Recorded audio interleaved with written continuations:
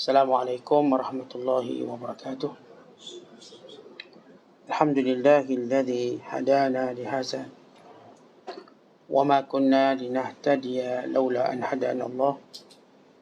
Asyhadu an la ilaha illallah wahdahu la syarika lah wa asyhadu anna Muhammadan abduhu wa rasuluh. Allahumma salli wa sallim wa barik ala sayyidina Muhammad wa ala alihi wa sahbihi ajma'in wa ba'du. Qala al-musannifu rahimahullahu ta'ala wa nafa'ana Allahu bihi wa bi'ulumihi fid dharain amin.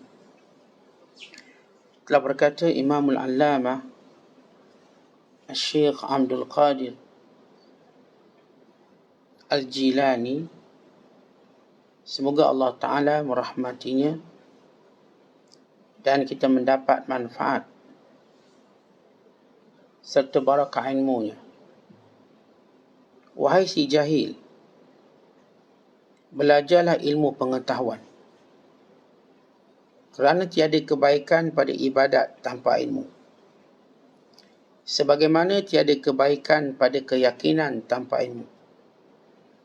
Belajarlah dan beramallah, kelak engkau akan berjaya dunia dan akhirat. Kemudian jika engkau tidak sanggup bersabar dalam menuntut ilmu dan beramal dengan ilmu itu, bagaimana engkau akan berjaya? Ilmu itu jika engkau berikan dirimu kepadanya semua sekali, dia akan memberimu sebahagian daripadanya. Pernah dikatakan kepada setengah ulama, moga-moga Allah Ta'ala merahmati mereka, bagaimana engkau mendapat ilmu yang engkau tahu ini? Jawabnya, dengan berpagian burung gagak, dengan kesabaran unta, dengan kesungguhan babi, dan dengan jeliran lidah anjing. Aku berpagi-pagi berdiri di pintu para ulama, seperti berpagi-paginya burung gagak terbang mencari makanan. Aku bersabar memikul tanggungannya, seperti sabarnya unta memikul beban yang diletakkan di atas belakangnya. Aku juga bersungguh-sungguh untuk menuntut ilmu, sebagaimana bersungguh-sungguhnya babi menyodok sesuatu untuk mencari makanan. Dan aku menjelirkan lidahku kepada mereka seperti anjing menjelirkan lidahnya di pintu tuannya sehingga dia diberinya makanan. Wahai penuntut ilmu, dengarlah bicara si alim ini, lalu amalkannya jika engkau benar-benar mahukan ilmu pengetahuan dan kejayaan. Katanya ilmu itu hidup dan jahil pula mati. Orang alim yang beramal dengan ilmunya, yang ikhlas pada amalannya, yang sabar di atas pengajarannya semata-mata kerana hak Tuhannya Azza wa Jalla, tiada mati baginya. Sebab jika ia mati, ia akan dikumpulkan dengan Tuhannya Azza wa Jalla, lalu kekallah hidupnya di sisi Tuhannya. Ya Allah, ya Tuhanku, kurniakanlah aku ilmu pengetahuan dan ikhlas pada ilmu pengetahuan. Muslimin dan muslimat yang dirahmati Allah sekalian, sesudah Syekh menyebut tentang pentingnya kita bermujahadah, melawan segala halangan, melawan segala hadangan yang berada dalam perjalanan kita menuju Allah Subhanahu wa Ta'ala. Dan pentingnya kita berdoa kepada Allah untuk mencapai hajat dan maksud. Dan pentingnya kita memfokuskan cinta kita, matlamat kita hanya Allah Ta'ala, supaya dengannya kita benar-benar mendapat kemuliaan dan rahmat Allah Subhanahu wa Ta'ala. Maka semuanya ini tidak akan memberi manfaat tanpa kita ada ilmu. Ilmu menjadi prasyarat, bahkan tangga pertama sebelum kita menaiki tangga-tangga yang lain. Bahkan para ulama bersepakat bahawa sesudah taubat seorang hamba, dia mesti melalui jalan ilmu. Kalau tidak, dia akan memusnahkan taubatnya, bahkan dia akan memusnahkan ibadatnya. dia akan memusnahkan banyak kebaikan yang dibinanya bila ilmu tadi diabaikan dan dicuaikan. Ilmu ialah suatu proses yang berterusan, namun berbeza antara individu dengan individu. Para ulama berterusan mereka dalam memperoleh ilmu dengan muzakarah, sentiasa membaca, sentiasa mereka tahqiq masalah dan sebagainya. Para orang awam, cara mereka melazimi ilmu ialah dengan terus menghatiri majlis ilmu. Sebab mereka tidak berpeluang untuk membaca buku sebagaimana ulama. Peluang mereka tadi terlalu tipis. Kalaupun mereka membaca, ada perkara yang masih sama-sama dan mereka tak faham. Dan kerana himmah orang awam untuk membaca lemah. Kita orang awam, tuan-tuan, bila nak baca, beri novel memang cepat habis, 700 muka surat. Pagi petang habis. Tapi bila diberi buku ilmu, walau muka surat 30 je, 30 line, nak habis satu hari macam susah. Kenapa? Himmah kita tak kuat. Himmah ini ada pada para ahli ulama. Para ulama, sebahagian mereka punya kekuatan membaca yang luar biasa. Ada di kalangan mereka yang membaca sampai berjam-jam lamanya, bahkan berhari-hari lamanya. Guru kami pernah menyatakan dia iktikaf untuk membaca buku lebih daripada 24 jam. Artinya dia cuma berhenti solat. Ketika mana salah seorang daripada guru kami menceritakan tentang gurunya yang setiap hari membaca sebanyak 18 jam. Salah seorang daripada guru kami, Profesor Dr. Bakar Ismail, pengarang kitab Bainal Faqih was Sa'il dan pengarang kitab Qasasul Anbiya dan beberapa buah kitab yang lain, almarhum, yang saya suka hadir kuliah beliau waktu di Fakulti Ad-Dirasat Al-Islamiyah Universiti Al-Azhar. Walaupun saya ni fakulti syariah, tapi bila saya dengar ada ulama-ulama alim dan di fakulti yang lain saya hadir. Saya melazimi kelas mereka. Kerana di Universiti Al-Azhar kelas ni dia tak wajib hadir dan kita boleh bebas ke mana-mana. Maka kita ambil peluang untuk belajar. Maka beliau menceritakan dan saya mendengarnya bahawa beliau study setiap hari pun sama 18 jam. Setiap hari dibaca buku 18 jam. Dan dia menulis tesis PhD-nya hanya 2 bulan. 2 bulan dia tulis PhD dalam keadaan keluarga dia sakit dan sebagainya. Namun dia mendapat pangkat kepujian. Kuat ingatan beliau sehingga waktu kami duduk dengan beliau, beliau boleh menyebut 60 buah kitab secara irtijalian, secara spontan. Dalam kitab ini, dalam kitab ini. Maka ini kekuatan mereka, himmah. Syekh Mutawalli Asy-Sya'rawi almarhum, pakar Al-Quran, bahkan disebut sebagai tokoh Al-Quran sedunia. Beliau yang saya sempat berjumpa dengan beliau sekali, Syekh Mutawalli Asy-Sya'rawi, beliau membaca setiap hari 500 muka surat. Setiap hari 500 muka surat. Ini himmah yang kuat. Kita orang awam, kita tak kuat membaca. Kita tak kuat. Kita kuat baca Facebook. Itu kuat. Buku juga, tapi bukunya ada muka depan je. Face je. Facebook. Muka depan. Kita tak tahqiq mendalam. Kita boleh baca 2 jam, mungkin 2 hari, 3 hari. Mungkin celik mata tu buka Facebook. Mungkin. Tapi kekuatan kita membaca tak ada. Kerana membaca memerlukan kita berfikir. Dia tak macam Facebook. Kita baca, kita tak perlu fikir apa-apa. Baca. Kita tahu. Kita dapat tahu. Bila membaca, dia perlu fikir. Dan dia perlu relatekan antara satu ilmu dengan ilmu yang lain. Dia ada hubung kait. Dia ada episod. Ilmu ni macam episod-episod. Tuan-tuan tak akan faham episod kedua sebelum faham episod pertama. Dan ini episod ketiga. Episod keempat. Dia berada dalam satu package. Bila kita baca satu hadis, kita tak mungkin faham hadis ini melainkan hadis yang kedua dan ketiga dan keempat. Dia tak boleh hanya satu hadis, tuan-tuan pun faham. Kita tak akan faham. Maka setiap perkara ada hubung kait. Sehingga ini menjadi suatu kelemahan orang awam. Tapi kita orang awam, cara kita buat muzakarah ialah hadir majlis ilmu. Kenapa bila kita berada di hadapan guru kita, ia lebih baik daripada kita baca 10 buah buku. Berada di hadapan guru. Sebab mereka lebih berpengalaman.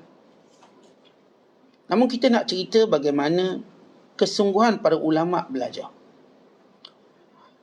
Kita nak mengambil sebahagian kesungguhan mereka kerana kita tahu ilmu menjadikan kita kenal Allah. Allah tidak dikenali dengan kejahilan. Allah tidak dikenali dengan kebodohan. Allah tidak akan diagungkan oleh orang jahil. Allah tidak akan dimuliakan oleh orang-orang yang bodoh. Allah Ta'ala ini dimuliakan oleh orang alim. Dan syarat seorang nak menjadi wali Allah, dia mestilah orang alim.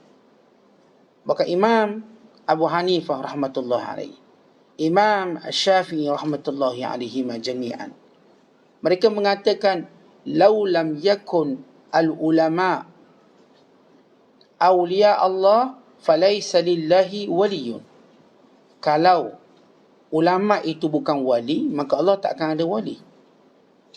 Maknanya syarat jadi wali dia mesti ulama. Kita tak jumpa wali jahil. Wali jahil tak ada, wali gila pun tak ada. Tidak ada. Yang mungkin pada pandangan zahir orang nampak dia gila, rupanya dia bukan gila, itu hal lain. Itu perbicaraan lain. Tapi pada keadaan yang para ulama letak syarat seorang itu menjadi wali, dia mesti orang alim. Akhirnya kita lihat Syekh Abdul Qadir Jilani sendiri orang alim besar. Bahkan beliau memberi fatwa dalam dua mazhab dan mufti pada dua mazhab.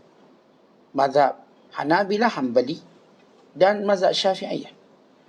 Demikian juga Junaid Al-Baghdadi, mufti pada dua mazhab. Mazhab Hanbali, mazhab Maliki dan mazhab Syafi'i. Demikian Imam Haris Muhasibi. Demikian Imam Sahal Abdullah bin Sahal At-Tustari. Demikian lain-lain ulama yang besar, termasuk Imam Al-Ghazali rahimahullah, merupakan ulama besar. Berarti mereka melalui satu syarat, ilmu. Bahkan kita telah diberi pesan oleh Imam Asy-Syafi'i rahimahullah dalam syair yang masyhur yang disebut sebagai Sudasiyatul Ilm. 6 asas ilmu. 6 asas dalam memperoleh ilmu. Yang disebut dalam syairnya, "Akhi, lan tanala al-ilma illa bisittatin, sa'umbika an tafsiliha bibayanin, zaka'un wa hrisun wa ijtihadun wa bulghatun wa suhbatu ustazin wa tulu zamani."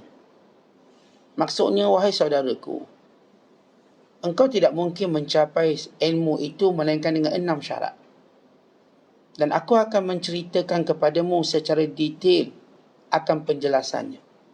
Yang pertama, zaka'un. Kamu kena cerdik. Bila kita sebut perkataan zaka'un, cerdik, Ustaz, kalau kita bodoh tak boleh belajar ke? Pertama, tuan-tuan sekalian, semua manusia ni asalnya bodoh. Tak ada seorang pun lahir-lahir cerdik. Allah Ta'ala sebut dalam Quran, "Wallahu akhrajakum min butuni ummahatikum la ta'lamuna syai'a." Dan Allah mengeluarkan kamu daripada perut ibu kamu dalam keadaan kamu tak tahu apa-apa. Kita kena tahu, kita mula-mula bodoh. Baik, bila kita cerdik? Bila kita ada akal. Bila kita mula ada akal, kita cerdik, lalu kita menghafal kalimat-kalimat tertentu yang memudahkan kita berurusan. Kita ingat nama mak, nama ayah. Kita ingat nama makanan yang kita makan, susu, kita ingatlah. Kita ingat permainan yang kita main. Mula kita menjadi orang cerdik. Zakat. Semua manusia bila dia berusaha, maka dia akan cerdik. Mungkin dia bodoh dengan maksud tertentu, tapi bukan bodoh betul. Maksudnya kalau dia periksa dapat nombor las, dia bodoh dari penilaian sekolah. Tapi dia kat luar bijak berniaga, bijak benda tu, bijak benda ni. Bila dia main sukan pula, dia bijak menggelecek bola. Walau dia periksa nombor las, tapi bila main bola dia bijak menggelecek dan pandai cari peluang buat gol. Dia juga cerdik. Jadi asas manusia ni memang cerdik. Seolah-olah tuan-tuan sekalian, bila Imam Asy-Syafi'i menyebut zakat, syarat nak belajar mesti cerdik, yakni keinginan kita untuk tahu tu ada. Keinginan kita nak cerdik ada. Semua orang saya katakan dia suka nak cerdik. Dan semua orang marah kita kata dia bodoh, walau betul dia bodoh. Kalau kita kata kat dia, awak ni bodoh lah. Siapa kata saya bodoh? Saya cerdik lah. Rukun Islam ada berapa? 8. 8 dia kata rukun Islam. Tapi kalau kita kata dia bodoh, dia marah juga. Pokok iman ada berapa? 7. 7 ke pokok iman? Bukan 6. Tak kira lah saya nak sebut 7. Bodoh awak ni. Mana saya bodoh? Manusia bila sebut bodoh, dia akan marah walau dia bodoh. Kenapa keinginan manusia untuk cerdik itu tinggi? Cuma mereka tak lalui jalan tu. Semua manusia tuan-tuan sebut jadi bodoh, dia akan marah. Siapa pun. Orang cerdik kata orang bodoh tu bodoh, orang bodoh marah. Dia akan kata balik pada orang cerdik, kamu yang bodoh. Dia kata balik. Maka ini perangai manusia, keinginan untuk cerdik itu ada. Maka bila seorang nak menuntut ilmu, bila sebut cerdik, zakaun, berarti dia nak tahu. Nak tahulah pintu kepada cerdik. Bersedia tak nak tahu? Bersedia. Maka kamu orang cerdik. Orang duduk dalam kuliah, orang yang baca buku, dia nak cerdik. Sebab itu dia duduk dalam kuliah. Kerana dia nak cerdik. Sebab itu dia baca buku. Sebab dia nak cerdik. Maka perkataan zakat bukan maknanya tuan-tuan lahir, tuan-tuan genius, otak IQ dengan bacaan 200 IQ atau 300 IQ. Bukan begitu. Bukan nilainya begitu. Nilainya ialah cerdik. Tadi ialah keinginan untuk tahu, ada tak? Ada. Maka itu mukadimah cerdik kamu. Kalau ada orang ni, dia belajar sekejap je mekanik, dia pandai.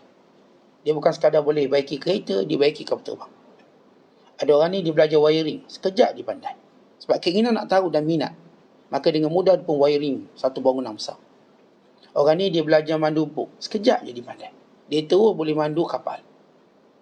Orang ni dia belajar cara buat kuih. Sekejap dia pandai. Dia terus buka restoran. Kenapa? Dia nak tahu tu kuat. Kekuatan nak tahu itu ialah membentuk cerdik. Zakat. Sebab tu tuan-tuan lihat. Bila kita ada minat sesuatu, maka kita cepat. Minat tak? Minat. Minat cepat. Yang minat buat kopi sekejap je. Kopi dia pun ada bunga di atas. Sebab apa dia minat? Kopi kita ada buih je, tak ada bunga. Kopi dia boleh bentuk bunga atas tu, pokok itu, pokok ni. Kenapa dia minat? Dia minat dekorasi. Jadi minat itu ialah asal pada cerdik. Sebab itu tuan-tuan kita selalu ajak, seru supaya kita ada keinginan untuk belajar dulu. Tuan-tuan duduk belajar berarti tuan-tuan nak cerdik. Tapi kalau kita berpaling daripada majlis ilmu, berarti kita rela diri kita bodoh. Ketika mana orang lain tahu banyak hukum hakam, halal, haram, dosa, pahala. Sebab kita menjauhkan diri, lalu kita meredai bodoh. Baik, ini zakat. Kemudian Imam Syafi'i menyebut hirsun. Hirsun maknanya sungguh-sungguh. Bila tuan-tuan kita dah minat sesuatu, kita mula ada hirsun, sungguh-sungguh. Artinya kita tak ada lagi timing kita. Bukan sekadar pagi, bukan sekadar petang, bila-bila, anytime. Saya nampak peluang ilmu, saya akan ambil. Saya bersungguh-sungguh. Bersungguh-sungguh tadilah menjadikan kita nak tahu serba-serbi ilmu. Hirsun. Dia berkata hirsun, maksudnya ialah keinginan kita untuk tahu semua benda. Bukan satu je saya nak tahu. Saya nak tahu semua. Bukan saya bab semayang je saya nak tahu. Bab taharah je saya nak tahu. Saya nak tahu sampai bab zakat, bab jihad. Sampai hal-hal yang bersangkutan dengan perkara yang lain. Maka di situ datang hirsun. Ulama-ulama, tuan-tuan sekalian, bila mereka baca kitab,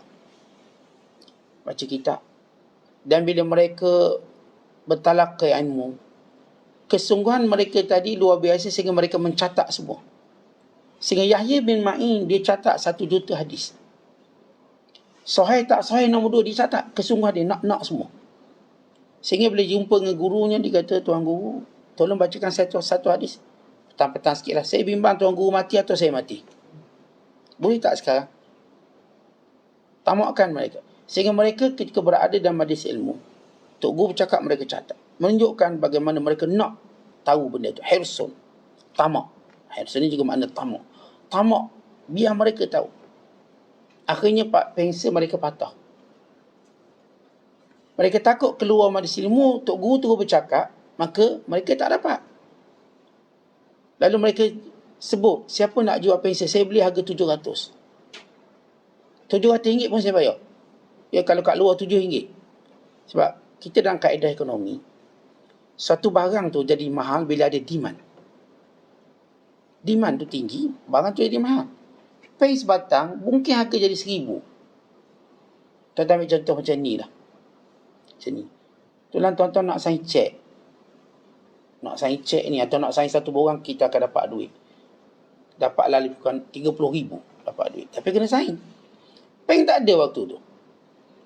Ada seorang hamba Allah ada peng. Dia kata, boleh tak saya pinjam peng? Tak boleh. Malaikat awak bayar. Bayar boleh. Kita nak sign cek 30,000 ni, nak dapat duit 30,000. Berapa kita sanggup bayar peng dia? Saya bayar 1,000. Awak bagi saya peng. Sebab saya dapat 30 ni. Lihat harga peng tu jadi 1,000. Sebab demand. Orang tak lagi tengok nilai bila orang nak benda tu. Sebab itu banyak pakar-pakar ekonomi.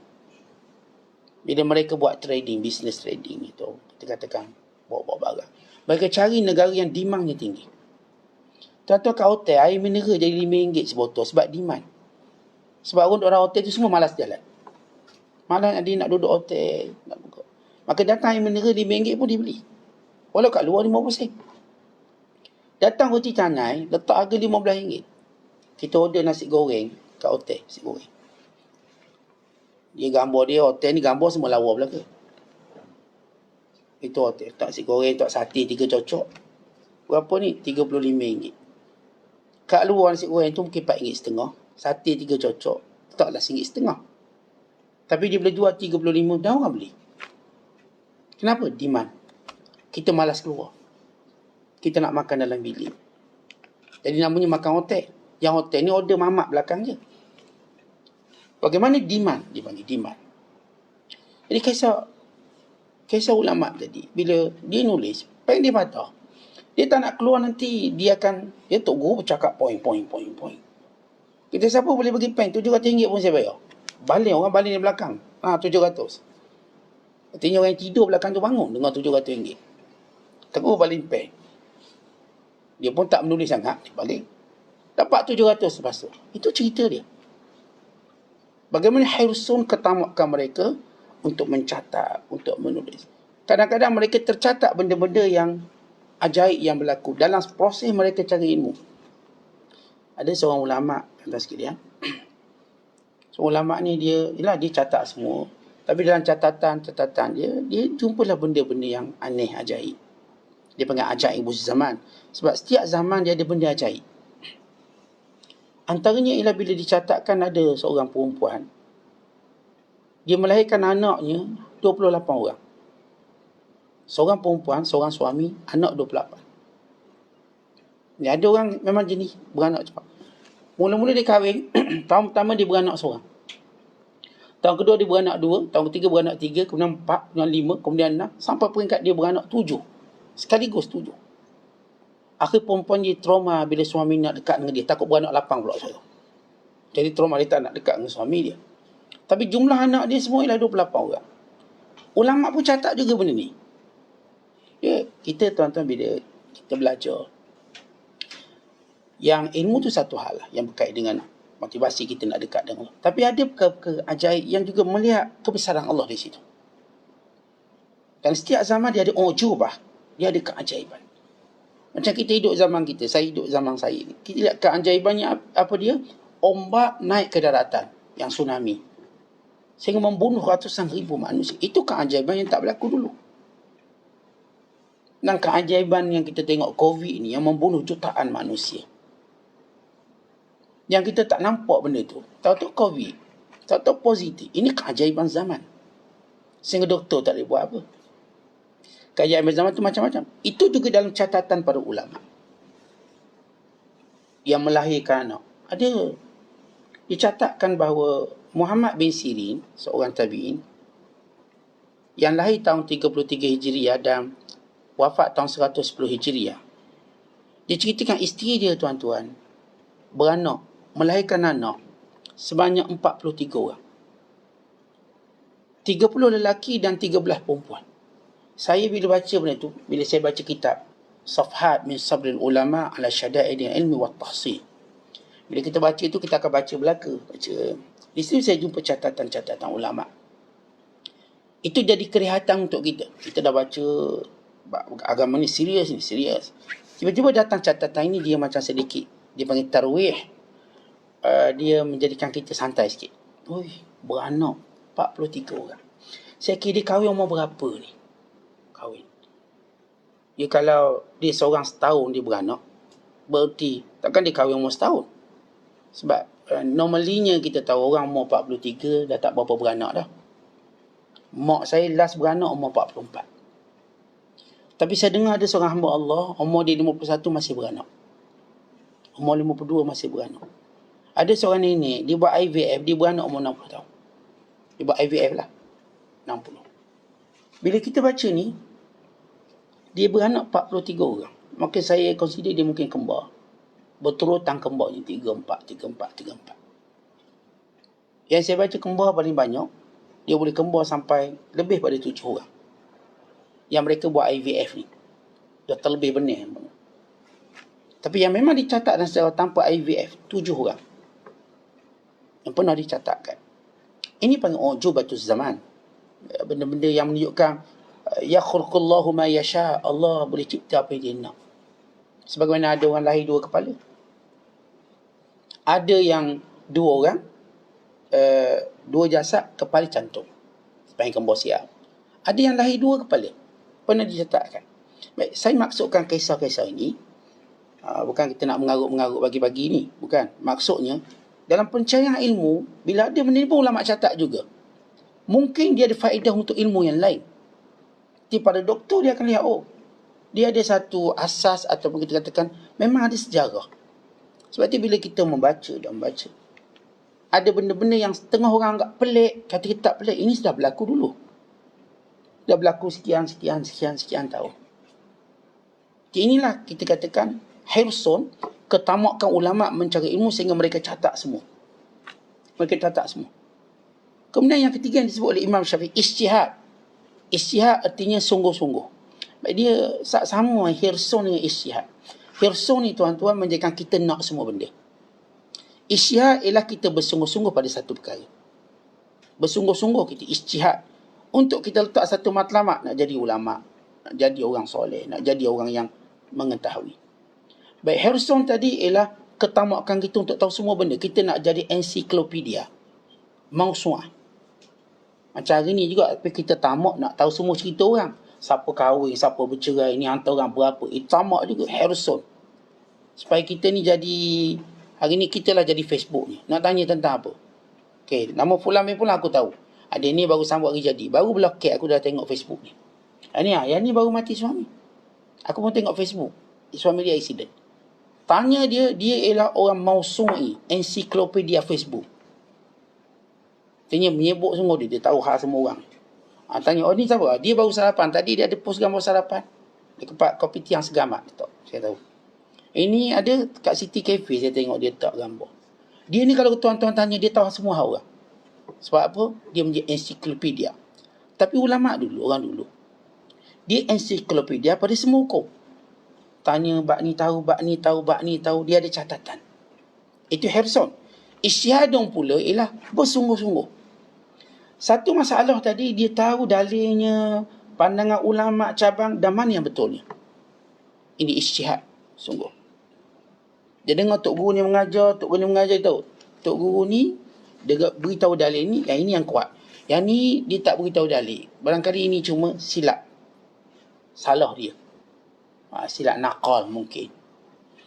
Maka di situ dia kesungguhan dia tadi, sehingga dia dapat menapis ilmu dengan baik. Kemudian Imam Syafi'i sebut yang keempat, bulghah. Bulghatun maksudnya cukup makan. Cukup keperluan. Orang belajar, sambil belajar terpaksa bekerja, masalah dia. Dia bila dia belajar, dia pertama kena ada bulghah. Apa maksud bulghah? Pertama, bulghah maksudnya ialah keperluan sepanjang dia belajar cukup. Satu. Yang kedua, bulghah memberi maksud dia sendiri rasa cukup. Jangan dia pula, macam tak cukup ni, saya kena cari lagi. Akhirnya dia cenderung bekerja. Bila dia cenderung bekerja, maka masa untuk ilmu mula berkurangan. Sebab itu para ulama' menyatakan, orang menuntut ilmu ini boleh zakat. Dan orang yang menuntut ilmu ini, boleh dia bertawakal dengan maksud tanpa kerja. Kita ada 2 orang manusia. Seorang dia nak duduk masjid, tak nak kerja. Seorang lagi dia nak duduk masjid sebab dia nak belajar. Bukan dia nak semayang, nak belajar. Baik, yang dua orang ni tuan-tuan, siapa yang mesti wajib kerja? Yang kena kerja ialah orang yang buat ibadat. Dia kena kerja. Yang menuntut ilmu dia tak perlu kerja. Dia duduk, Allah akan cukupkan dia. So, apa beza dua ni? Ketika mana Nabi Isa AS jumpa seorang di ibadat dua masjid, semayang, ngaji Quran, zikir. Dia kata, "Man yasrifu alaika?" Siapa yang tanggung kamu? Dia kata, abang saya. Abang saya dia kerja, dia tanggung saya. Lalu kata Nabi Isa, "Akhuka a'bad minka." Saudara kamu itu jauh lebih ahli ibadat berbanding kamu. Kamu bukan ahli ibadat betul. Ni kau jenis macam ni pada zaman sahabat, mungkin dia halau keluar suruh pergi kerja. Sebab ibadat itu persendirian. Kerja itu juga boleh jadi ibadat. Betulkan niat dia dan dia beribadat dengan cara kerja. Seorang lagi, dia belajar dengan Rasulullah sehingga dia tak nak kerja. Lalu saudaranya pun mengadu pada Rasulullah, "Ya Rasulullah, adik aku ni, dia tak nak kerja. Dia asyik belajar dengan Rasulullah. Dia belajar dengan Tuhan. Sampai dia tak nak kerja." Lalu apa kata Rasulullah? "Fala'allaka turzaku bihi." Barangkali kamu dapat rezeki sebab dia belajar. Maknanya tuan-tuan kita ayah, bila anak-anak kita belajar, tuan-tuan jangan bimbang, dia ada rezeki. Sebab dia belajar, asbab kita dapat rezeki. Sebab itulah kalau anak kita nak belajar sampai PhD pun kita tanggung belajar. Sebab punca dia belajar dan kita bagi duit kat dia, rezeki kita murah. Ada seorang hamba Allah, dia cerita, saya tanya dia, anak dia ni special sikit lah. Dia pun hantar sekolah. Dia anak dia dapat belajar banyak. Anak dia kena sekolah khas. Sebab sedikit masalah kesihatan. Dia pantau khas. Tapi anak dia cerdik. Saya tanya, berapa yuran dia sebulan? Itu Ustaz, saya bayar sebulan RM5,000. Yuran dia sebulan RM5,000 untuk anak dia bayar. Saya kata, belajar berapa jam? Belajar 3 jam saya. Daripada pukul 8, lebih sikit lah, antara pukul 8 sampai pukul 12. Lebih kurang 5 jam macam tu lah. Sebelah lebih pun dah boleh balik. Macam tadika, dia ajar RM5,000 sebulan. So, tapi saya kata pada dia, bagaimana anak awak belajar, insya-Allah rezeki awak murah. Dia bukan sebab nak standard, nak suruh anak dia bayar besar. Bukan, kerana dia nampak di situ berkesan untuk anak dia. Sehingga anak dia boleh menguasai bahasa. Sehingga anak dia boleh, banyak benda dia belajar. Boleh hafal Qurannya dan sebagainya. Dengan kondisi anak dia. Ada seorang hamba Allah, tuan-tuan, bila dia hantar anak dia tahfiz. Saya kata, berapa sebulan? 500 lebih. Saya tak ada duit, saya jadi bebas. Tapi 5 orang anak saya semua hantar tahfiz. Yang ni dah hafiz, alhamdulillah. Seorang tu yuran sampai 590 kat 600 lebih kurang. Dia nak sangat anak dia. Tapi dia punya yakin, saya cukup respect. Sebab apa? Dia confident rezeki dia akan ada. Ini driver bus je. Kita pun tahu driver bus berapa persen sangat. Bolehlah paling banyak pun 4,000 sebulan mungkin. Tapi dengan anak 5 orang, semua belajar ni untuk jadi mencapai tujuan hafiz Quran, Allah cukupkan rezeki. Jadi bila kita sebut orang belajar, kalau orang tu belajar, tuan-tuan, dia boleh meminta dengan orang berbanding dia nak kerja. Contoh, dia ada 2 pilihan. Saya kerja, saya akan habis masa. Saya minta nampak macam ini. Tak apa, awak minta bagus. Kenapa? Sebab awak belajar. Orang belajar tidak tercela kalau dia minta duit. Sebab itu ditawarkan beasiswa, ditawarkan itu. Sebab dia belajar. Orang belajar kalau kerja, badan dia penat, masa dia habis. Kemudian nak belajar pula, tak boleh. Last sekali dia akan berhenti belajar untuk dia kerja. Jadi asas orang-orang belajar perlu dicukupkan keperluan. Sebab itu dasar kerajaan Abbasiyah dulu, kita baca, mereka memberi beasiswa setiap orang yang belajar. Dan dasar pendidikan kita dulu pun, tuan-tuan dapat beasiswa daripada tingkatan 1, dapat beasiswa. Daripada sekolah rendah pun dapat beasiswa. Dapat macam-macam. Memang begitu asas orang belajar. Dia tak boleh disibukkan dengan duit. Alhamdulillah, saya belajar daripada tingkatan 1 sampai tingkatan 6, saya boleh beasiswa. Sehingga mak kita tak jadi bebanan kewangan. Kita guna duit kita, kita boleh simpan. Nak buat jubah, pakai duit kita. Maka ini namanya bulghah. Bulghah, pertama dicukupkan keperluan penuntut ilmu. Yang kedua, orang yang menuntut ilmu sendiri, dia tak boleh nak mewah-mewah, dia kena rasa cukup. Dia boleh belajar. Tapi kalau dia tak boleh, Ustaz, saya tak boleh, abah ngadu ke abah dia. Abah tak naklah sarapan pagi tu makan nasi lemak, lauk telur. Kita nak nasi lemak, lauk daging wayu. Kat rumah makan wayu. Susah geng-geng kaya ni. Tak boleh. Orang ni tuan-tuan tak lagi belajar. Tak belajar. Ni better kerja je. Sebab bila orang belajar, dia kena reda makan mi keras, ikan separuh masak. Bukan telur je masuk, ikan pun separuh masak mungkin. Makan kawah. Dia kena reda benda tu. Makan tak cukup, berebut. Saya ingat saya duduk asrama.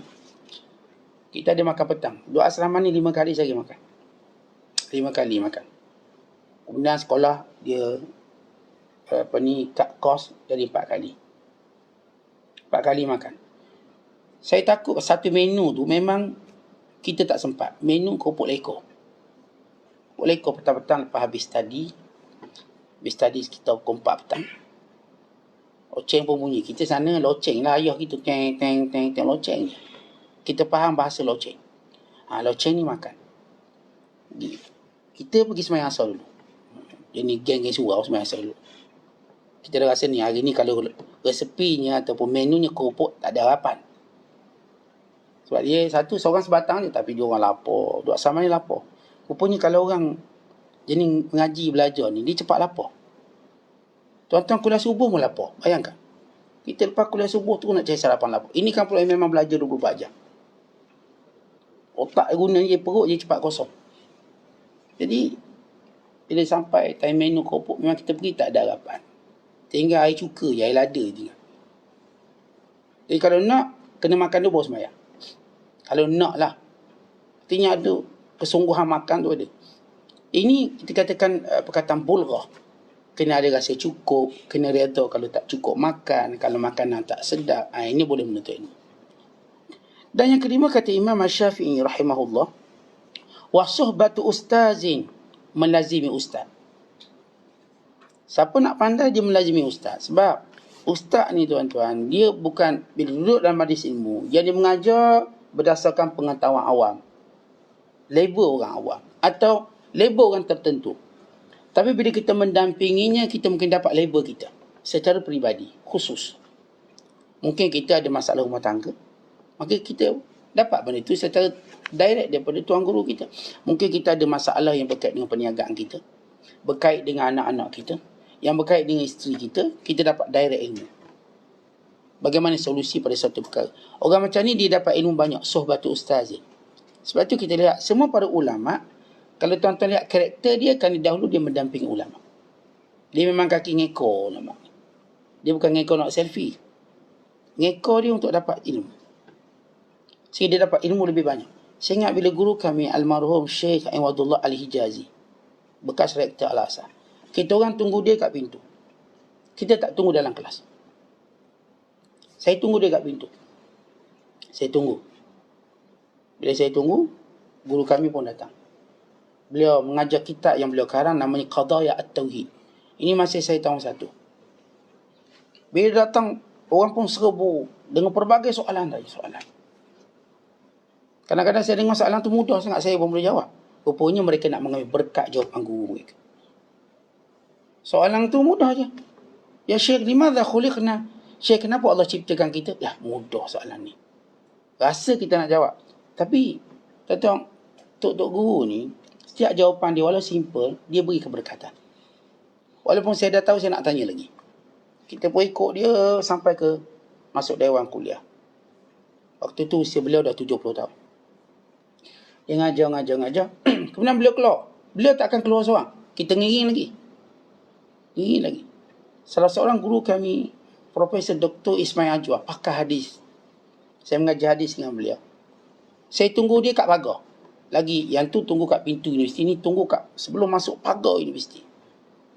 Tunggu dia, saya ngekor dia sampai dia masuk fakulti. Dan kita tanya soalan.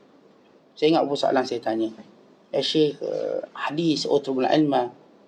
Hadis utrubul ilma walau bisin. Tuntutlah ilmu walaupun sampai ke negeri China. Dia kata, hadza laisa bi hadis wa innama huwa al-athar. Ini athar tentang belajar ilmu di negeri China. Kita tanya hadis ini. Idza syaribtum fa as'aru. Bila kamu minum, tinggalkan lebihan. Hadza hadis. Dia pun jawab sekian. kita dapat manfaat lebih daripada qa'ah ataupun dewan kuliah kita. Dan begitu saya tengok ramai para ulama, bila mereka ni alim kerana mereka ialah pendamping pada guru. Mereka seperti korin dengan guru mereka. Korin, kalau kita sebut korin ni syaitan maksudnya. Korin yang ikut manusia nak goda. Umpama mereka ni dengan guru mereka seperti korin, seperti saka. Bahasa mudah saka. Ngikut je tu untuk belajar, untuk dapat ilmu, untuk catat. Memang orang ni akan cepat alim. Ini panggil sohbatu ustazin. Sehingga Imam Asy-Syafi'i digelar tongkat Imam Malik. Imam Malik bila nak bangun dia akan tekan bahu Imam Syafi'i. Pegang Imam Syafi'i. Kerana ketika itu Imam Malik sudah pun tua. Imam Syafi'i orang kuat, gagah. Maka Imam Syafi'i yang tongkat Imam Malik. Ini menunjukkan keakraban. Sebab itu Imam Syafi'i ke depan daripada semua murid-murid Imam Malik rahmatullahi alaihim jami'an. Kemudian akhir sekali, tulus zaman, panjang masa. Orang kalau belajar dia kena bersabar dengan panjang masa. Barangkali dia tak sedar dia dah belajar 20 tahun, 30 tahun. Tapi itulah nilai ilmu. Nilai ilmu itu bukanlah setahun, 2 tahun. Ia satu tempoh yang panjang. Lagi kita redha untuk tempoh yang panjang, lagi itu kita akan terus mendapat ilmu. Jadi Imam Asy-Syafi'i rahimahullah sebut 6 perkara: cerdik kita, tamak kita, bersungguh kita, kecukupan dari sumber rezeki kita, melazimi ustaz dan panjang masa.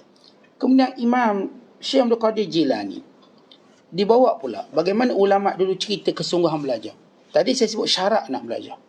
Ini kesungguhan mereka dinisbahkan, disifatkan seperti sifat-sifat binatang. Tuan-tuan, bila kita tengok binatang ada kesungguhan-kesungguhan yang tidak ada pada manusia. Ada kesabaran-kesabaran yang tidak ada pada manusia. Ada sifat qanaah yang tidak ada pada manusia, melainkan orang yang mengambil iktibarnya. Sebab itu alam hayawan ini alam untuk kita tadabbur. Bukan sekadar kita tengok binatang untuk kenal binatang. Ini kancil, ini usaha. Tadabbur watak dan akhlak mereka. Yang baik kita nak ambil, yang buruk kita tak nak ambil. Lihat kata-kata ulama. Bila ditanya bagaimana kamu alim, lalu katanya kerana aku berpagi sebagaimana burung gagak. Maksud berpagi sebagaimana burung gagak awal pagi. Tuan-tuan yang rumahnya biasa banyak gagak, yang duduk kat Lembah Kelang gagak banyak, yang duduk kat JB pun gagak banyak. Saya tepi rumah saya pun gagak banyak. Jadi kita sentiasa dengar gagak tu berbunyi awal pagi. Tak adalah kita jumpa gagak dia terlepas pagi, atau kita kata tertidur sampai tengah hari baru bangun, tak ada. Nama gagak antara kelebihannya ialah bukurah. Bukuratun, yakni dia memang bangun awal. Burung gagak bangun awal. Tuan-tuan, takkanlah kita nak jadi sehina pada gagak. Gagak dengan hitamnya, dengan tak ada orang nak bela pun gagak. Orang nak tembak dia. Tapi dia ada satu sifat mulia, dia bangun awal. Kalau kita bangun lambat, tuan-tuan, teruk pada gagak. Teruk pada burung gagak. Oleh sebab itu, Islam mendisiplinkan kita untuk kita jadi lebih baik pada binatang, sekiranya kita beriman. Ini Allah sebut dalam surah At-Tin. Walaqad khalaqnal insana fi ahsani taqwim. Kami jadikan manusia sebaik-baik kejadian. Apa maksud sebaik kejadian? Dengan peraturan. Sebab kalau tak ikut peraturan, apa kata Allah? Summa radadnahu. Kemudian kami rendahkan kepada manusia. Asfala safilin, paling bawah sekali. Bila tak ikut peraturan. Peraturan tu apa, tuan-tuan? Syarak. Syarak. Kita bila bertahajud malam hari, kita lebih mulia pada semua binatang-binatang. Bila kita solat subuh siang hari, solat subuh di waktu pagi, kita lebih mulia pada semua binatang-binatang. Kerana kita awal pagi bangun. Awal pagi. Dan itu bila kita tengok burung gagak, cemburulah keawalannya. Belajar cemburu gagak, awal dia bangun, sedangkan kita lambat. Yang kedua, sabar unta. Tuan-tuan, sabar unta, letaklah beban berapa pun, dia tak pernah paling tengok tuan dia, berat lah. Tak ada. Dia terus pikul beban tu. 1 tan, 2 tan, dia pikul. Dia berjalan di tengah kepanasan padang pasir. Dia jalan. Dia tak pernah membantah berapa banyak beban letak belakang. Maka itu cara aku belajar. Sabar unta. Dan yang ketiga, seperti Tamaknya babi. Sini dia terjemah bersungguh babi. Tamak. Tuan-tuan babi kalau menyondor-nyondor semua, babi ni dia tak ada menu, dia makan semua. Dia tak macam kambing, menu dia rumput. Lembu. Babi tak ada menu. Dia ya belaka. Burger dia makan. Bagi KFC dia makan. McD dia makan. Tuan-tuan bagi roti canai dia makan. Tosai dia makan. Dia sondok cacing dia makan. Kelapa dia makan. Keladi dia makan. Dia sondok semua. Akar kayu dia sondok. Asal benda dia boleh sondok, dia sondok. Dia makan semua benda dan dia tak berhenti. Sebab tu boleh gemuk. Babi tadi dia tak berhenti. Mana ada babi berhenti makan? Makan. Kenyang dia makan. Makan. Umpama kita menuntut ilmu macam tu, jangan kenyang. Saat saya dah belajar, Ustaz, arwah Tok Guru saya dulu, Ustaz. Dulu saya belajar. Bila Tok Guru mati? Tahun 80-an. Habis kan sekarang dah tak belajar. Dia pun nak cover sikit. Sebab Ustaz, saya tak jumpa Tok Guru seikhlas Tok Guru saya. Tengok dia punya cara dia nak cover line tu. Kita nak beritahu awak ni malas mengaji. Jadi dulu Ustaz saya dah belajar. Tok Guru saya dulu kata basikal. Ikhlas dia, Ustaz. Duit tak ambil, upah tak nak. Dia cerita Tok Guru hebat dah ni. Bila saya tanya bila dah mati, dah tahun 80-an dulu mati. Dah sekarang tak belajar. Sekarang tak belajar lah sebab payah nak cari guru ikhlas macam Tok Guru saya. Kita kata lagi payah nak cari murid ikhlas macam dia. Awak ni murid tak ikhlas. Tok Guru awak ni kalau dia, awak perasan dia mengajar, dia sentiasa suruh awak menuntut ilmu. Dia tak pernah pun kata belajar dengan saya je. Bila saya mati, stop belajar. Tidak ada Tok Guru macam tu. Semua Tok Guru tuan-tuan, dia suruh kita belajar. Andai kata dia mati, kita dah dapat semangat dia, belajar dengan orang lain pula. Kalau kita nak lazimi seorang guru saja, katakan. Tapi kita tak boleh berhenti bila guru kita mati. Sebagaimana guru kita, dia tak akan berhenti mengajar lagi mana dia tak mati. Maka tuan-tuan pula, jangan berhenti belajar selagi mana tuan-tuan tak mati. Guru mati, biarlah dia mati. Sebab dia dah mati dalam keadaan dia tak berhenti mengajar. Jangan pula kita mati dalam keadaan kita berhenti belajar. Maknanya kita tak ikutlah nasihat Tok Guru kita. Kalau tuan guru kita dia mati dalam keadaan dia tak pernah berhenti belajar. Dia tak pernah berhenti mengajar. Maka kita nak jadi anak murid yang akan mati dalam keadaan tak pernah berhenti belajar. Kita mendapat kemuliaan sebagaimana mereka mulia. Oleh sebab itu tuan-tuan kena ada sifat kita katakan hirsun tamak untuk dapat ilmu ni. Ambil ilmu. Kemudian beliau menyebut sebagaimana jelai anjing. Jeliran anjing itu merujuk dalam keadaan dia sentiasa sanggup berkhidmat pada Tok Guru dia. Sehingga Tok Gurunya beri makanan. Okey, baru dia redha. Lepas tu jelai lagi. Enak lagi. Keinginan dia untuk sentiasa bersama dengan tuan dia. Tetapi binatang yang paling setia sekali dengan tuan dia anjing. Dia lebih setia pada kucing. Kucing ni tak setia sangat. Kucing ni buat lawa boleh lah. Kalau orang sebelah bagi makan, dia lekat rumah sebelah pula. Macam ni kucing. Dia macam go digger sikit kucing. Dia tengok siapa bagi dia makan lebih, dia pergi. Agak-agak lapar datang rumah kita. Orang lain bagi makan, dia pergi pula. Style kucing. Tapi anjing tak. Anjing bila terikat dengan tuan, dia akan jaga tuan dia. Dia fikir nak balas jasa tuan dia. Lebih daripada binatang lain. Kalau dia campakkan sesuatu, maka dia ambil, dia beri balik tuan dia. Sebab itu anjing boleh jadikan alat untuk memburu. Sesuruh dia ambil dan dia datang. Itu anjing, kelebihan dia. Dan Islam membenarkan kalau seorang memelihara anjing untuk tujuan pemburuan. Dia latih dengan baik. Yang Islam larang anjing yang tak dilatih, kerana ia membawa mudarat banyak. Dia mungkin kejar orang tu, kejar orang ni, gigit orang tu. Anjing kan dipantang tengok benda bergerak. Orang motor bergerak, dia kejar orang motor tu.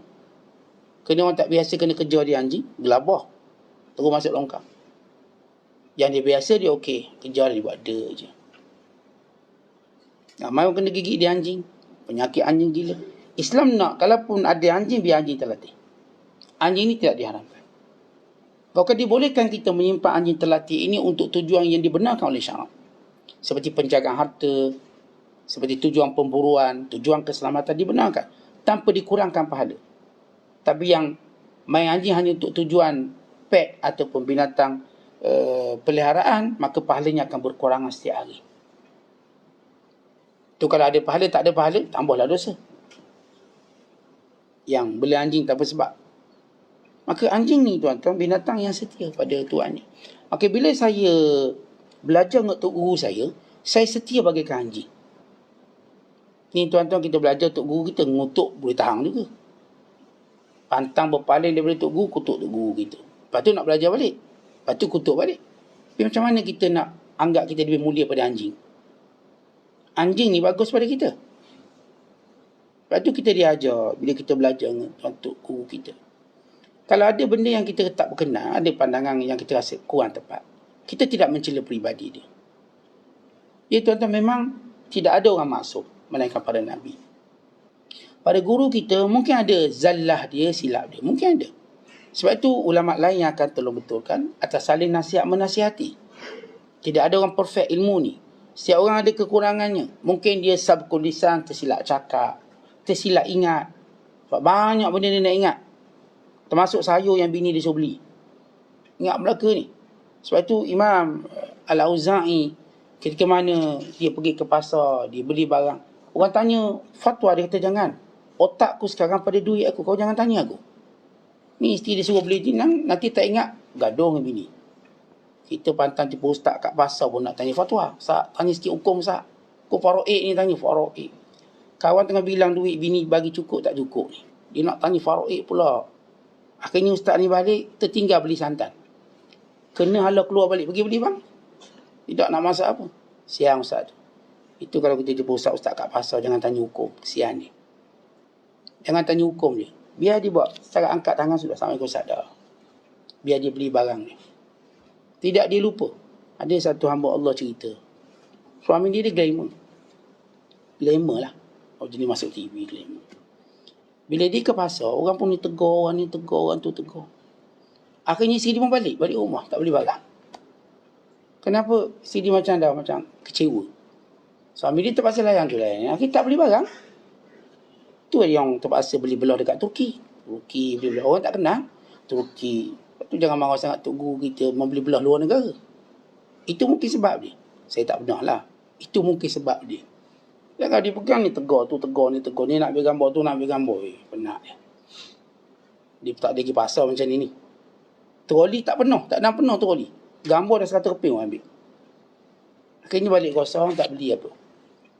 Sehingga ada seorang isteri kata, Ustaz, saya tak akan pergi beli belah dengan suami saya. Kenapa? Kalau saya pergi beli belah dengan suami saya cuma boleh belah, tak boleh beli. Pergi beli belah dengan suami, tak ada apa. Saya cuma boleh belah je. Beli tak boleh. Sebab ramai peminat tak beli. Penat. Dia nak pergi pasar, saya pergi sendiri je. Pergi sendiri, beli. Dan inilah, contoh para ulama. Dia orang ni bukanlah orang garang. Nak marah orang, dia tak marah. Dia layan. Tapi kita, tuan-tuan, kena bijak jugalah. Kena cerdik. Bila kita jumpa tunggu kita tempat dia sibuk, jangan dia tegur lah dia. Dia tengah makan, tak tertelang chicken chop. Ni seorang tegur, tak habis chicken chop. Kini dia ambil bungkus makan kat rumah, bawa kenyang. Jadi ada waktu kita boleh tegur, ada waktu tuan-tuan jangan tegur dia. Jangan angkat tangan, jangan beri salam, cukup. Jangan lebih pada tu. Sebab dia ada urusan dia. Ada urusan keluarganya. Jadi bila kita sebut tentang bagaimana pelaziman anak murid umpama anjing dengan tuan dia. Setia, terus menunggu habuan. Dia tak nak makanan daripada orang lain. Dia nak makanan daripada gurunya. Ini sifat yang disebut oleh sebahagian ulama. Walaupun kita tahu dalam bab menuntut ilmu, perjalanannya satu perjalanan yang begitu banyak rancau dia.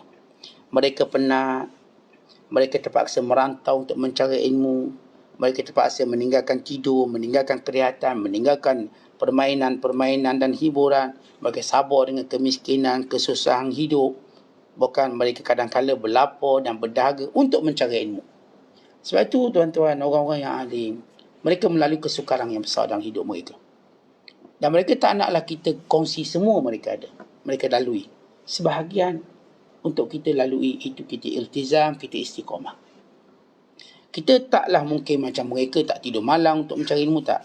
Tapi kita bagi orang awam, kita bercakap orang awam, perlu ada kesungguhan untuk ilmu dan hal-hal yang menjadikan kita boleh membina hubungan kita dengan Allah. Yang boleh menjadikan kita dekat dengan Allah.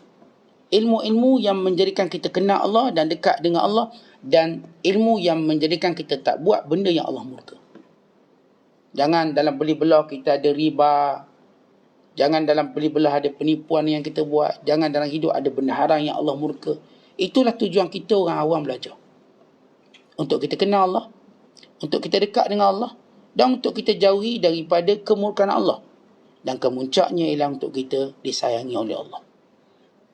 Belajarlah dengan tujuan ini. Nescaya Allah akan mudahkan jalan kita.